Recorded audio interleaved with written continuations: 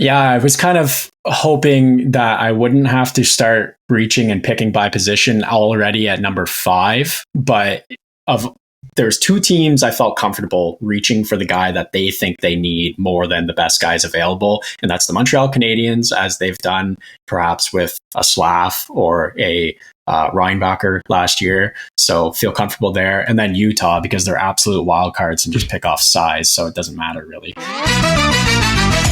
You're now listening to the Boys in the Booth podcast with your hosts, Harper Cody, Chad Melbourne, and Casey Abrams.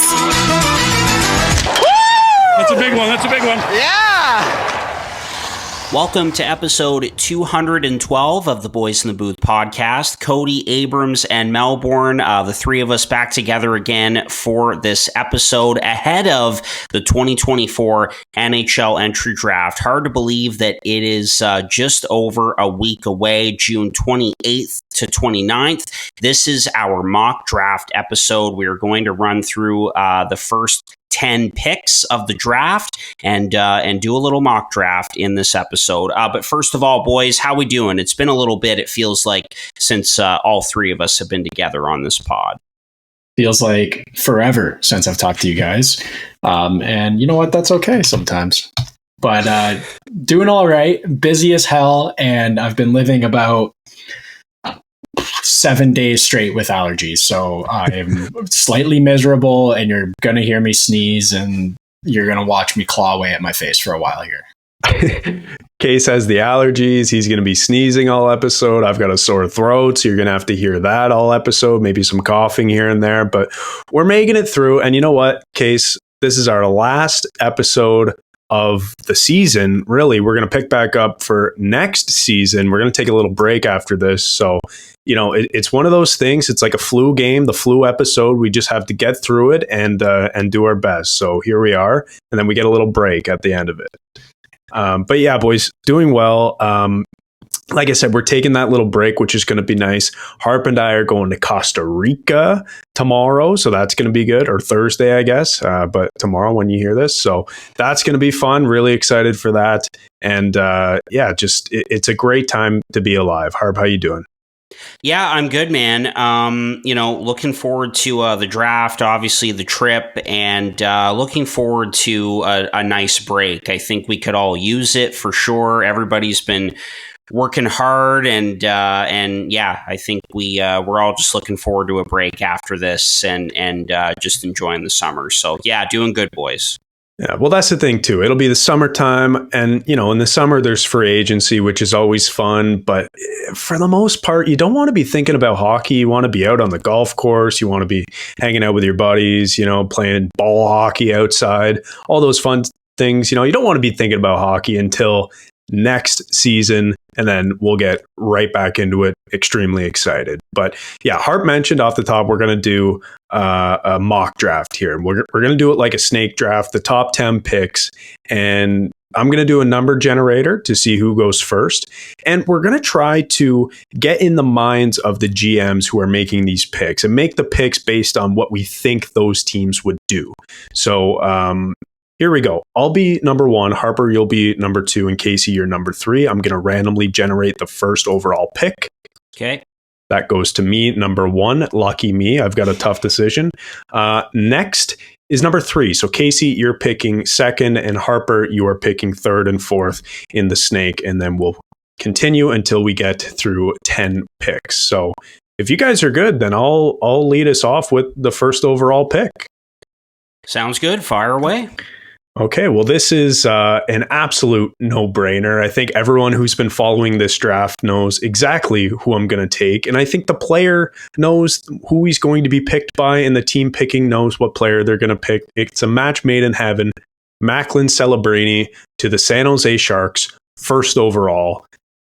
Slam dunk. Like, what is there to say about this kid? He had 64 points in 38 NCAA games at BU. We had Craig Button on the show a while ago. He compared him to Jonathan Taves. Great two-way game, best player in the draft. No-brainer at number 1. What do you guys think about that? Yeah, absolute no-brainer. I was kind of hoping I was going to get him because you don't even have to say much here. It's just a walk in the park. He is the best player in the draft, two-way guy who is also just a scoring machine, third best season by a draft-eligible player ever behind for NCAA behind Jack Eichel and Adam Fantilli, which shows how strong that draft was with him going third overall. But keep in mind that those two were 18 years old when they were doing it, and Celebrini was 17. So all the more impressive. He's just a true offensive genius, and he can defend. Yeah, he certainly can. And, an added bonus is his connections to the Sharks organization. Like, it's just a home run everywhere you turn with this pick. Celebrini going to the Sharks. Also, he's a BU guy. Mike Greer is a BU guy. And Celebrini is a former junior Shark. And his dad works for the Golden State Warriors. So this just lines up perfectly. It's a match made in heaven, the worst kept secret in hockey, and it's an absolute no-brainer for San Jose. It completely changes the outlook of their franchise overnight. It really does. And it is a total no-brainer. That's why I went with Celebrini, obviously. I think the draft really starts at number 2, as we'll get into. But something I wanted to do but didn't before we got into it was just read out the order, just so that we kind of know where we're going here, make sure we're all on the same page here. So San Jose is at number 1, Chicago at number 2, Anaheim at 3, Columbus at 4, Montreal at 5, Utah at 6, the Ottawa Senators at 7, Seattle at 8, Calgary at 9, and the New Jersey Devils at number 10. So there you go. Number 1 is down. The real draft starts at number 2. And Casey, you are up.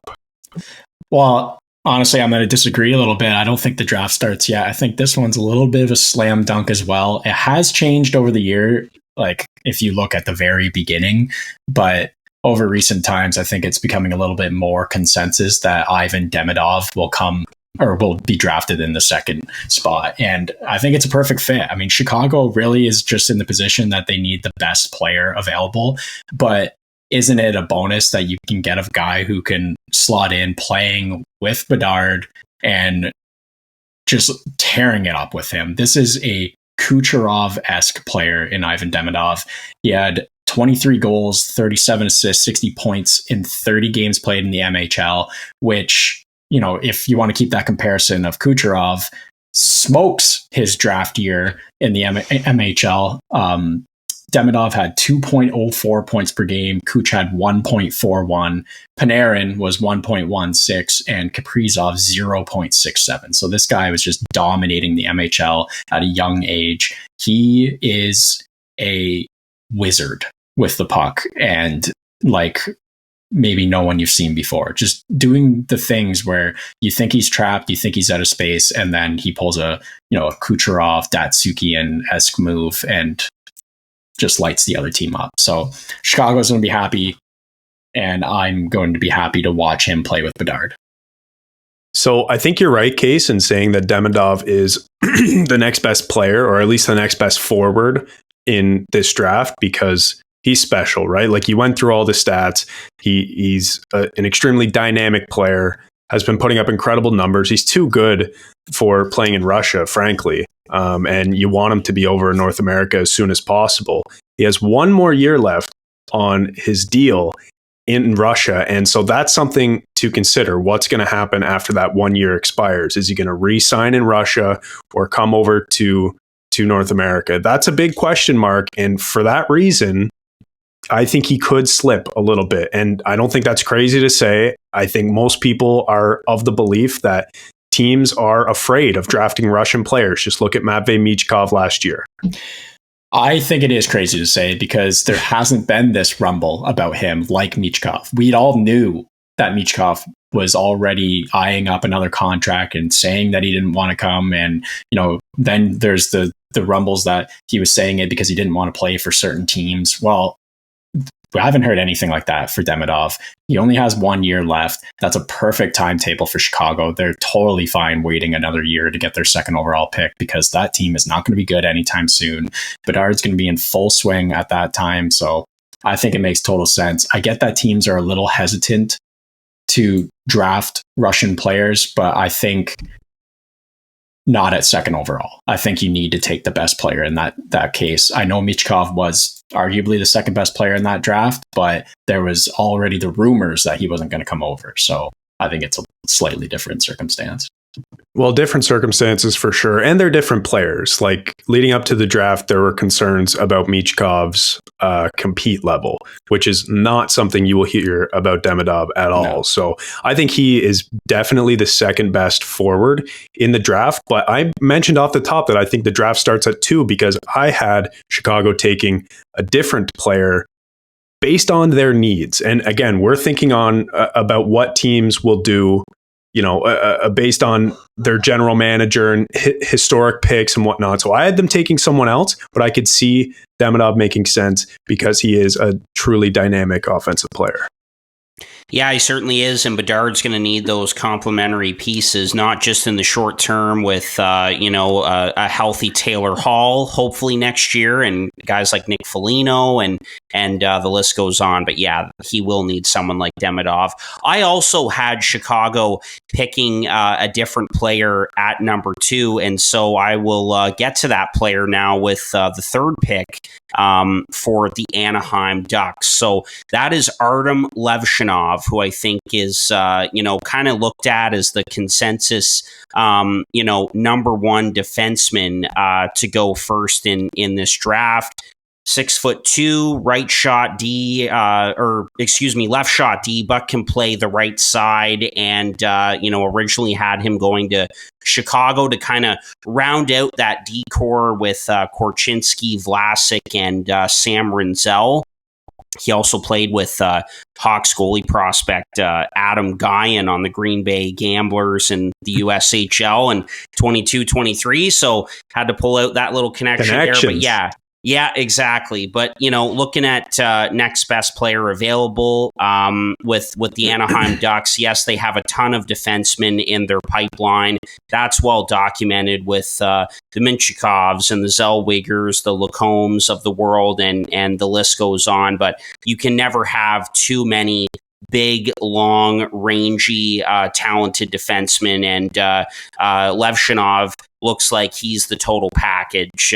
Is at Michigan State University, and so this would be a great pick for the Anaheim Ducks if Levshinov is there, and if Chicago really decides to go with Demidov at number 2. So yeah, next best player available, and that's Levshinov to the Ducks at 3.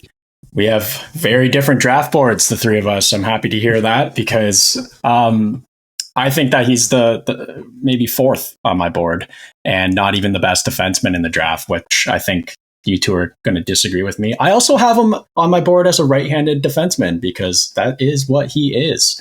So I'm going to keep that on there. But I hear everything you're saying. Like Anaheim, I would have picked a defenseman as well. I think that that's the pick for them. You look at their team.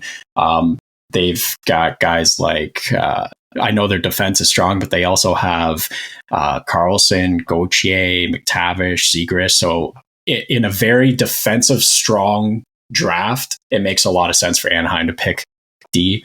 I just had a different one going, and I'll be happy to see him go somewhere else.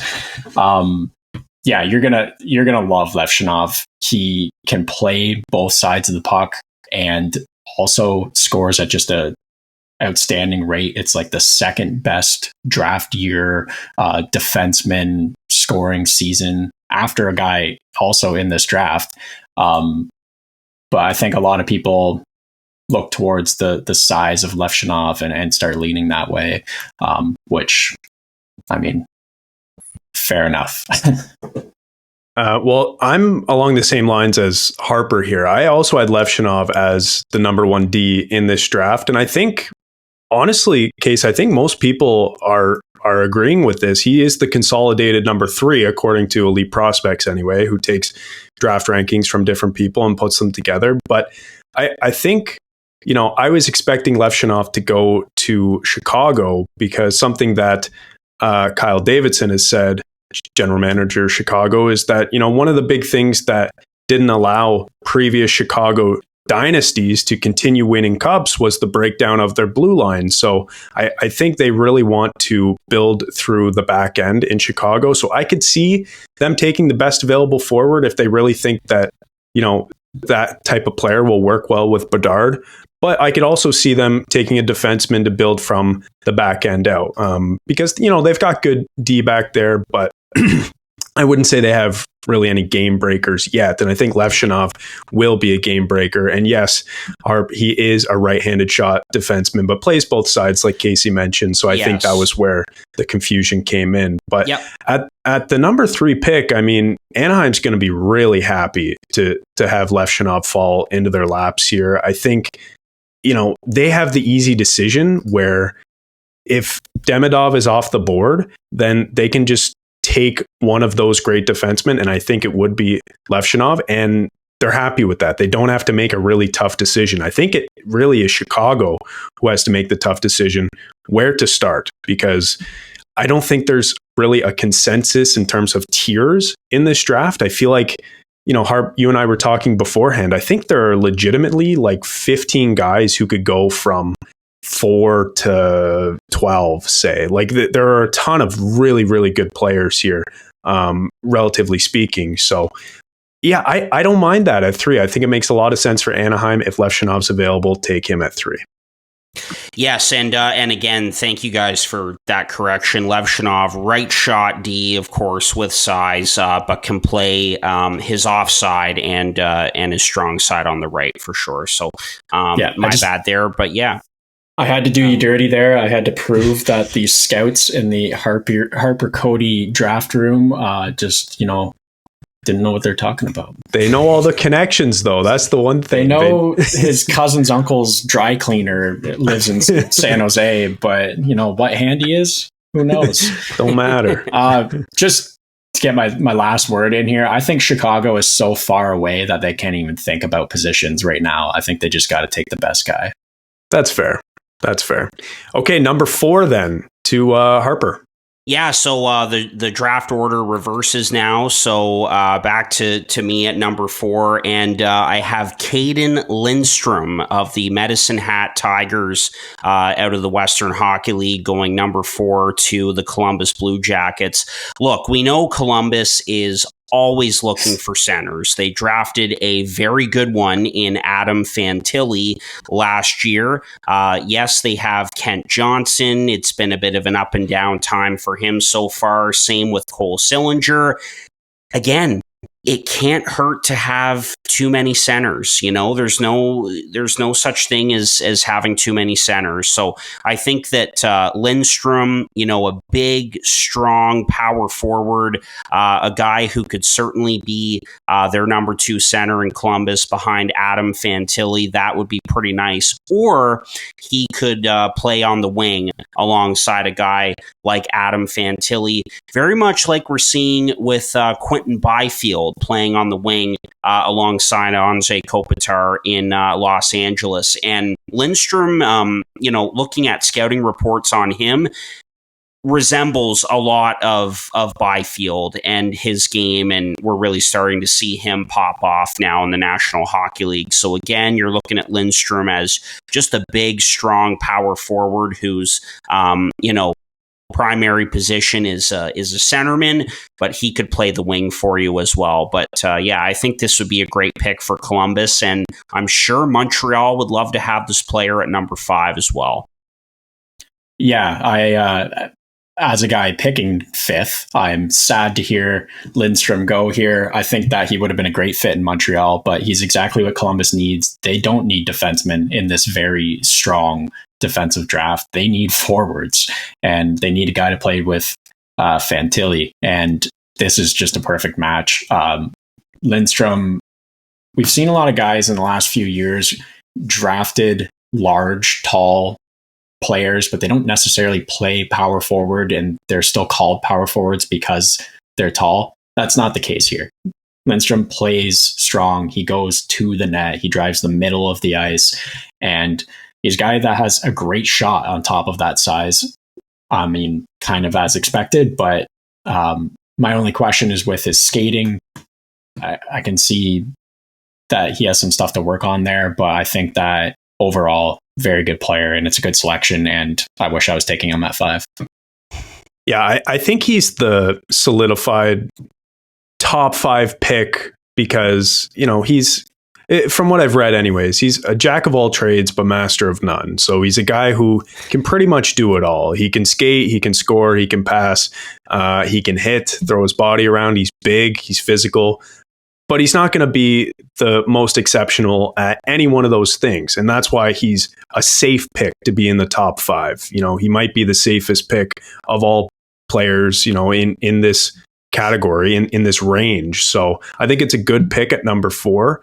I think the ceiling might be a little bit lower than a guy like Demidov, for example. He's already off the board, but I think he still projects to be, and again, this is from scouting reports, to be about a second line center. And if you can get that out of a guy in Columbus, that would be great, because I think Columbus, some of their other picks that they've made in the past, I'm thinking of guys like Kent Johnson and Cole Sillinger, whether they were rushed into the league or just didn't have the size or just didn't play the style that the team necessarily wanted them to. I think, this would be the perfect fit for Columbus, because it's just a guy who is like a slam dunk. He's just a hit, he's not going to get pushed around. He's not going to be rushed into the league and feel out of place. I think he's just a guy that makes sense to be picked here. So I think that's a really good pick. Yeah, absolutely. All right. And we'll go to pick number 5 now. And of course, it is back to you, Case, for that. So who do you have the Montreal Canadiens taking now? We interrupt this podcast to tell you about one of our favorite partners, Sign Up Expert. If you're a sports bettor, whether brand new, casual, or hardcore, listen very carefully because this ad is for you. Guys, line shopping for the best odds matters, and that's why any profitable sports bettor needs to be using multiple sports books to maximize their profits. Thankfully, there's never been a better time to get signed up, and we're here to connect you with the best promotions industry-wide. When you use our link at signupexpert.com/boysinthebooth, you can get access to all the top sportsbooks in your region, along with a review of each platform and its unique benefits.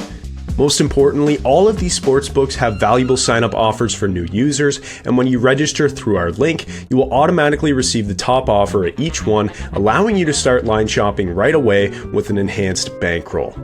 Guys, it's simple. When you use multiple sportsbooks, you ensure that you can always access the best available odds, which is key to successful and profitable sports betting. So if you want to take advantage of these incredible benefits and support our brand at the same time, please consider signing up for your next sportsbook through the link in the description down below, signupexpert.com/boysinthebooth. If you're planning on signing up for a new sportsbook anyways, you might as well use the link and support the boys. So one more time, that's signupexpert.com/boysinthebooth. This podcast is also sponsored by the absolute best ticket app out there, SeatGeek. SeatGeek takes the confusion out of buying tickets, making it quick and easy to get the best deals on tickets to your favorite sporting events. SeatGeek does this awesome thing where they score each ticket out of 10 based on its value, so you know if you're getting a good or a bad deal. If the tickets are green, for example, you better act quick and secure those things because that's a good deal. But if the tickets are red, maybe wait a bit before pulling the trigger and monitor the price in the app. SeatGeek just makes it way too easy. Anyway, here's the best part though. SeatGeek has completely hooked us up. Boys in the Booth listeners get $20 off their first purchase on SeatGeek with the promo code Boys in the Booth in all caps. So click the link in the description down below to download the app, and remember to get your discounted tickets using the code Boys in the Booth in all caps. Get great seats for a fraction of the cost with SeatGeek. Yeah, I was kind of hoping that I wouldn't have to start reaching and picking by position already at number 5, but there's 2 teams I felt comfortable reaching for the guy that they think they need more than the best guys available, and that's the Montreal Canadiens, as they've done perhaps with a Slav or a Reinbacher last year. So feel comfortable there. And then Utah, because they're absolute wild cards and just pick off size, so it doesn't matter really. Being Arizona. And so I am going to go slightly off my board, but pick based off position. And honestly, I don't think you could go wrong with this guy anyways. I'm going to take Berkeley Catton at number 5 for the Montreal Canadiens. They're not a team that necessarily needs defense. You look at their last few drafts, they've got guys like Reinbacher, they've got Gooley playing in the system now, they got Lane Hudson. They're kind of okay. Mailloux is a defenseman as well.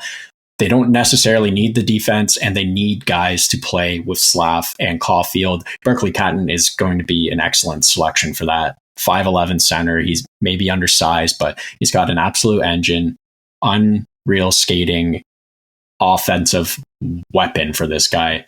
54 goals, 62 assists in 68 games last year. Since 2000, for draft eligible players in the OHL, that has him ranked 3rd on the list.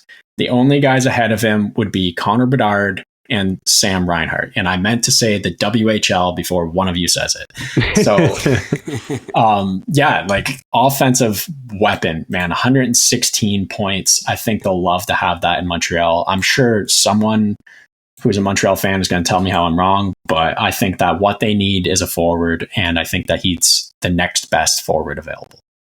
Case, I really agree with this pick. I think you're right in a lot of senses. Number one, they need a forward, because if you look at their back end, they've got guys like you've mentioned. You know, they picked Reinbacher, they've got Gooley, but then also they have like their depth defensemen kind of already in place. They've got guys like Jack Guy and Harris and whoever, right? They've got probably 6 or 7 guys who you feel comfortable playing on a bottom pair. Plus, they've got your elite players like Reinbacher coming up on the back end. So they've got that settled. They need a forward.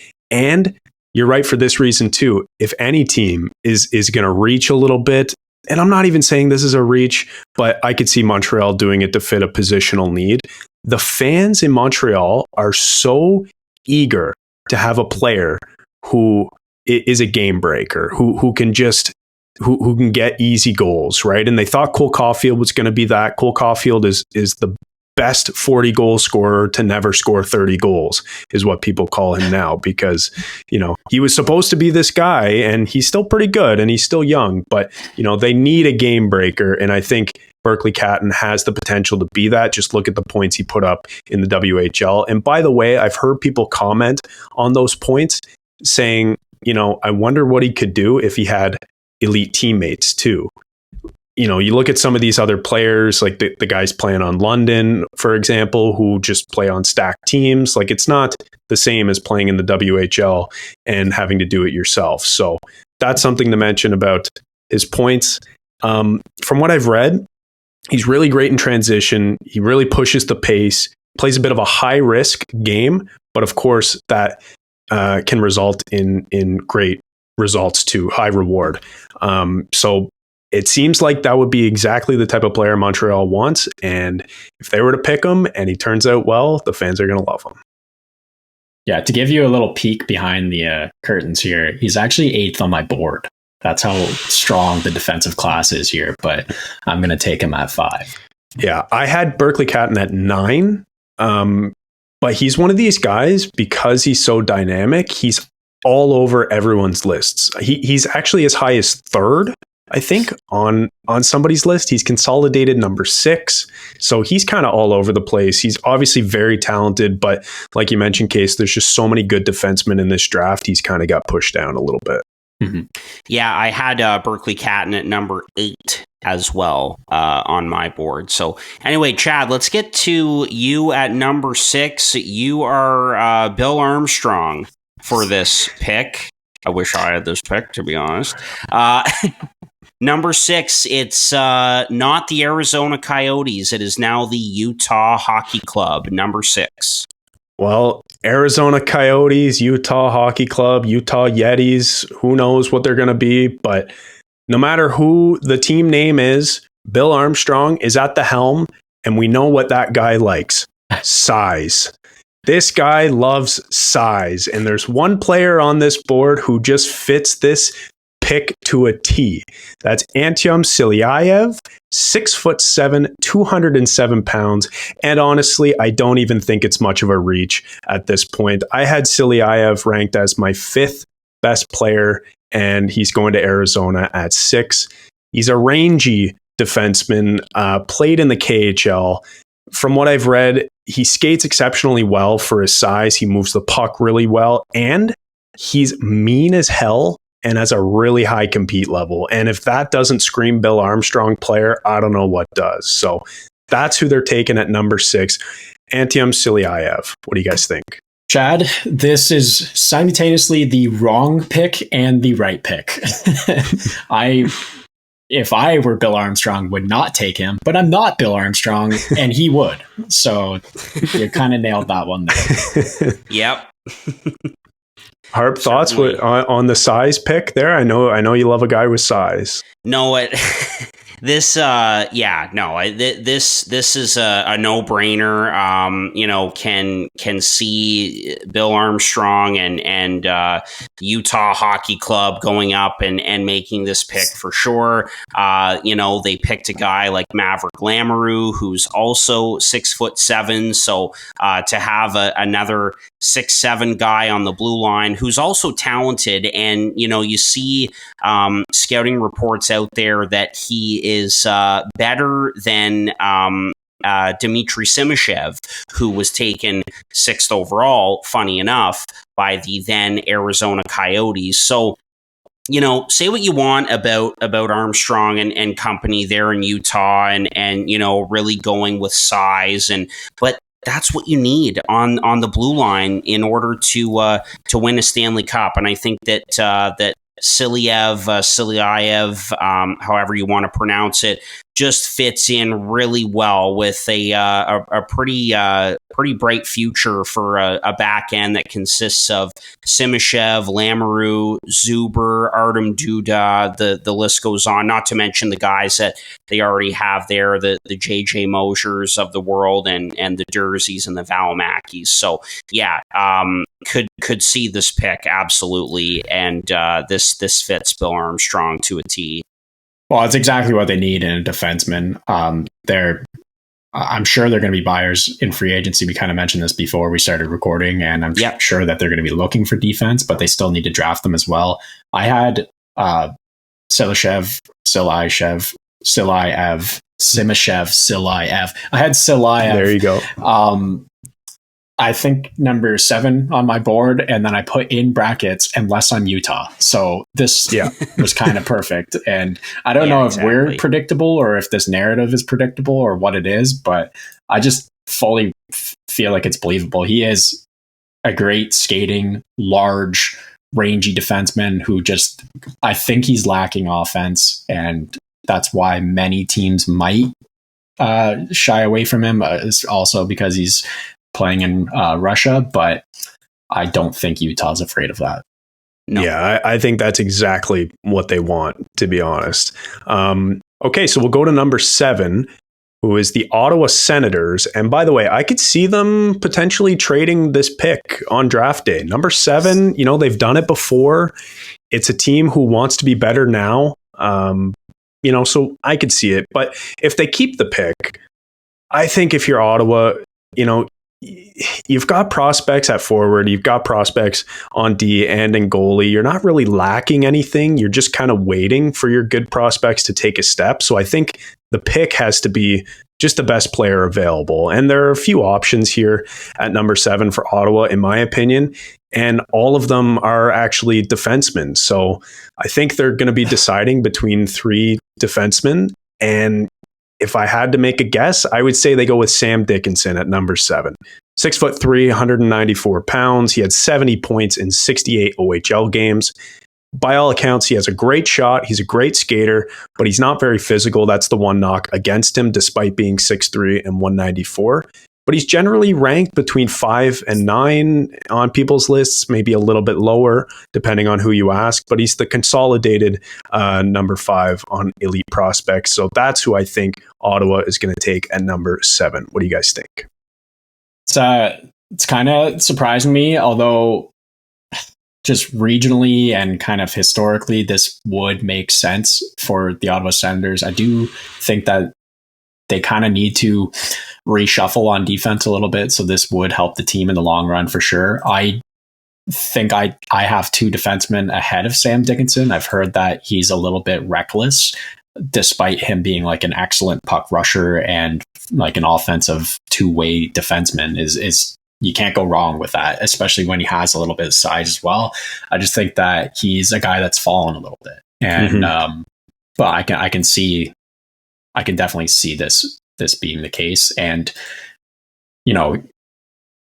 I have two defensemen ahead of him, but it's so tight, it's so close with all these defensemen, so you can't really go wrong with any of them.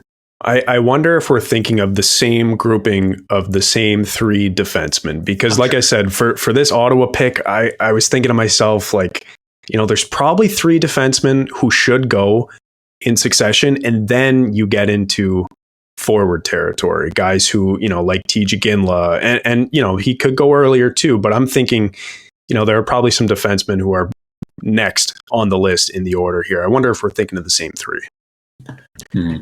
Yeah, most likely. I would think it was only one guy for me that I had going to the Ottawa Senators, a right shot D, and I think that is a glaring need in their organization. They're very heavy on the left side, especially if they decide to lock up Jacob Chikrin.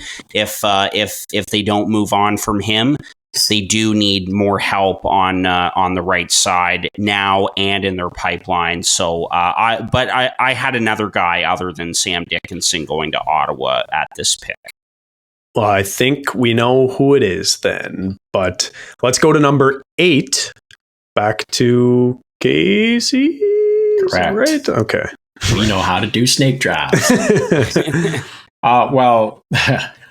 Picking as a Seattle Kraken, this fell right into my lap. I will take my third player on my board, and the exact player fit needed in Seattle, a defenseman who can rip the power play and snap the puck around to Beniers and Wright and Chalet and guys like that. I am going to take Zeev Buium, the defenseman in the NCAA, 42 games played, 11 goals, 39 assists, 6', 183 left defenseman. Have you ever heard of Quinn Hughes and Zach Werenski? How about Charlie McAvoy and Hannafin? How about Owen Power? Any of these guys ring a bell? No. Oh, that was just the list of draft eligible NCAA defensemen that had less points than Zeev Buium. That guy absolutely tore up that league as a freshman, was nominated for every award there is, including the Hobey Baker as a freshman. He was on the first All-Star team, and he played 30 minutes in the Frozen Four. He played 28 minutes in the finals against number 1 ranked Boston College.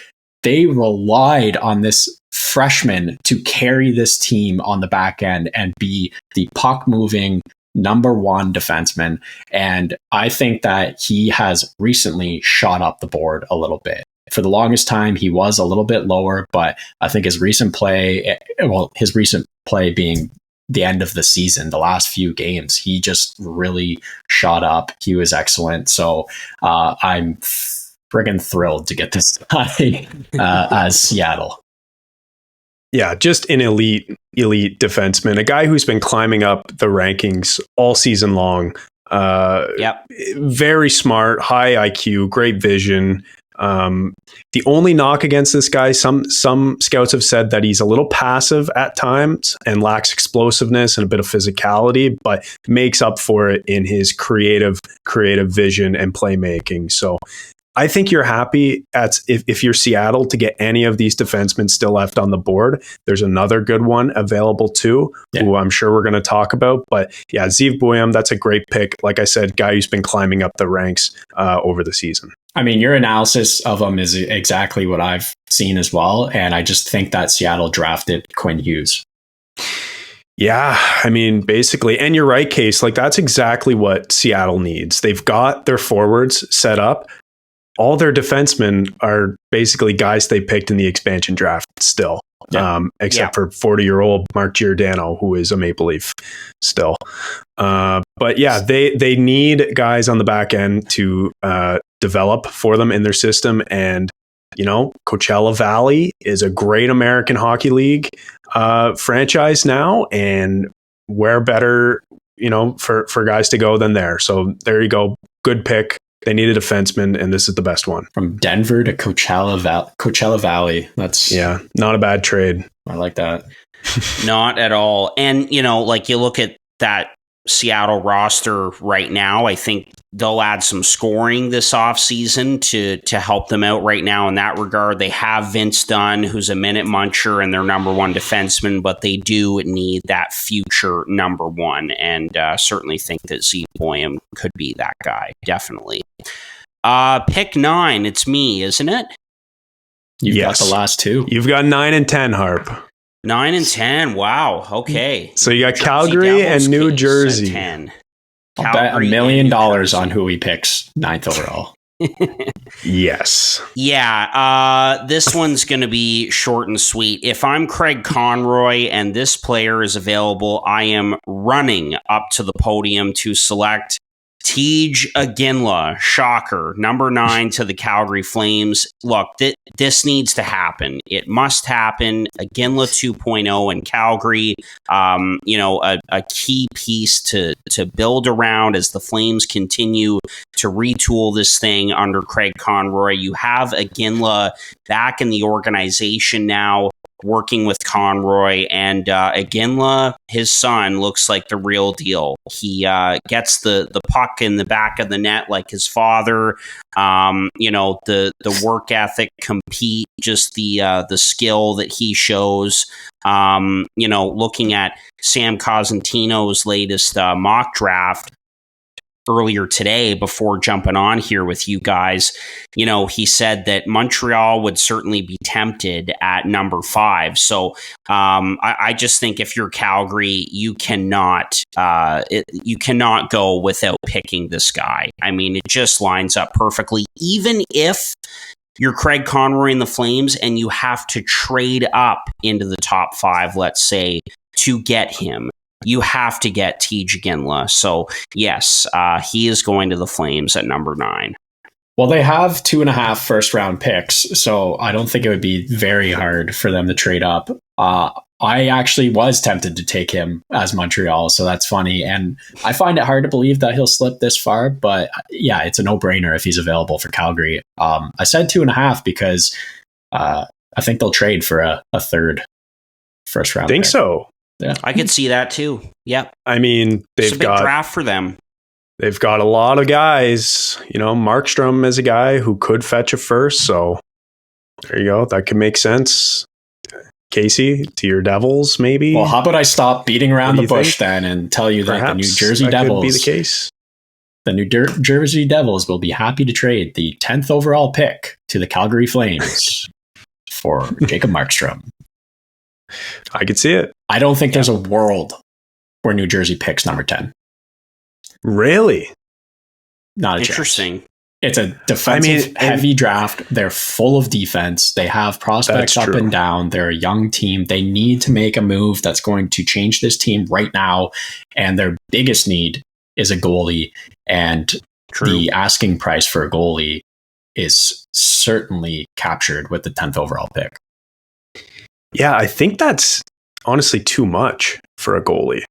That's the thing. I feel like you need to get more back for the 10th overall pick. But point is, Tej Aginla, if he's available at number 9, obviously they're going to take him. But I wanted to ask you guys, there's kind of two camps here.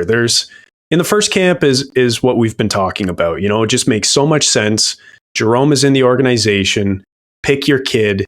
He'll carry on the Aginla legacy in Calgary. But the other camp is, for example, like the Max Domi camp, who, even when he came to Toronto, he didn't want to wear ties number 28. Same with a guy like Nick Foligno. He didn't want to wear his father's number when he came here. And it's like, you almost don't want to play for the team that your dad did because you don't want to live in their shadow. So I wonder if there's a little bit of that going on. I wonder if Tej is hoping that he gets picked before Calgary to avoid that. Or I wonder if he's just really excited to be a part of that. I can't see it. I think he'd be honored to to play where his dad did, and maybe become one of the next greatest Calgary Flames ever. I think he'd be honored to be selected by the Flames. I think he'd be honored. Plus, his brother is playing in Edmonton next year. I think that's another added bonus for him. So there's a lot of stars that are really aligning for this kid, for real. Yeah. I just wanted to throw it out there though, because not everybody likes that pressure of being compared to your parent who played in the league, who was beloved, by the way. But at least you, as the team, you don't have to sacrifice capital for this. You don't have to pick ahead of his times. This is perfect slot for him. Well, exactly. You don't, obviously, when you said you don't have to sacrifice capital, I was thinking, you don't have to trade for this player down the road. But no, you're right in saying they're not reaching at this pick. This is exactly where he should go, around between 8 and 12, I would think, on most people's lists. That's where he's falling. And some have him even going as high as Montreal at number 5. So it makes a lot of sense. It makes too much sense, actually. And that's why I'm kind of thinking it's not going to happen, because how often do these things really line up so perfectly? I don't know. It just seems like too good to be true. Yeah, and anyway, it will be one of the highlights of the draft if this actually happens, and it certainly is possible. Because it's been a tough time for Craig Conroy and the Calgary Flames, and they could use some hope for sure, and an injection of energy, and TJ Ginla would certainly provide that. All right, the number 10 pick. Case, you mentioned how you can't see a world where New Jersey keeps this pick and selects a player, and I agree. And so let's just run through a quick little scenario for a second. Oh my God, I knew it. Let's say Tom Fitzgerald trades this pick to Calgary for Jacob Markstrom. And we've got a trade to announce. And yeah, exactly. I could see Conroy going up there and selecting Carter Yakemchuk of the Calgary Hitmen, a right shot D who's from Calgary. By the way, I think that would be another absolute home run. So I'm just saying, that's just a scenario that I'm thinking now, talking about, New Jersey, the connection to Markstrom, being willing to trade the 10th pick and all of that. Anyway, I could see that. Okay. But and now what if the Boston Bruins are picking at this spot? I mean, it's then they're, I don't know. That's a tough one. That's a tough one. Well, I thought I put you on the spot there, because that's where I could also imagine this pick being traded to for a goalie. So yes, for Allmark, I guess. I saw something today, Allmark being linked back to Buffalo. Harper, is there any truth in that? Do you know? No, that I can't see that happening. I saw that and I was like, no way. But I like that pick. I like that pick at number 10 to. Who did we say? Calgary boy. But I think that would be the first legit reach of the draft, because Yakemchuk, I think, is a good defenseman, but I think a better defenseman is available, and that's Zane Parekh, and that's who I would have went with at number 10. And I debated going with him at number 7 for Ottawa's pick. That's who I had it. That's who I had at number 7. Now, Case, you put me on the spot there a minute ago. I didn't have an answer for you, but actually, you know what? It works out perfectly if that ended up being the Boston Bruins pick, because they could take the player who is a Massachusetts boy who I had going to the Devils if they pick at 10, and that's Cole Yzerman. So if it does, if it were to be the Boston Bruins, if they work out a deal with New Jersey for Allmark, I think the Newburyport, Massachusetts native Cole Yzerman, who's an elite goal scorer in this draft, that is what he is being referred to. He has slipped a little bit, because we remember at one point it was the Celebrini Yzerman draft, and Yzerman has certainly slipped, but that would be a cool story for sure if this ends up going to Boston, let's just say, and Yzerman goes there. But New Jersey keeping the pick. I could see, Yzerman being a player they take. Case, like you said, they're pretty heavy on defensive prospects. Such a bright future for that blue line, not only in the here and now, but in the future as well. Not only with Luke Hughes and Simone Nemec, but Seamus Casey looks like a very good player as well, coming out of college. But you're looking at the forward group, and even if New Jersey, hangs on to pick number 10, they could pick a forward just to kind of add a bit of depth to that. We don't know what Alexander Holtz, we don't know what kind of impact he's going to have yet, what kind of opportunities he's going to have under their new head coach in Sheldon Keefe. And that's just one name. So I would wonder about Yzerman here. Again, just an elite goal scorer would look pretty good next to a Jack Hughes or a Nico Hischier. So yeah, that's who I would have picked if the Devils were picking 10th overall. He's maybe the best sniper in this draft. His draft year points in the National Development Program is like third best all time after Jack Hughes. I think he's ahead of like Cooley and Zegras and Boldy and a few others, just to name a few. And last time I checked, he was catching up to Cole Caulfield to set the record for goals in the program. I think he might have passed him, but I'm not 100% sure on that.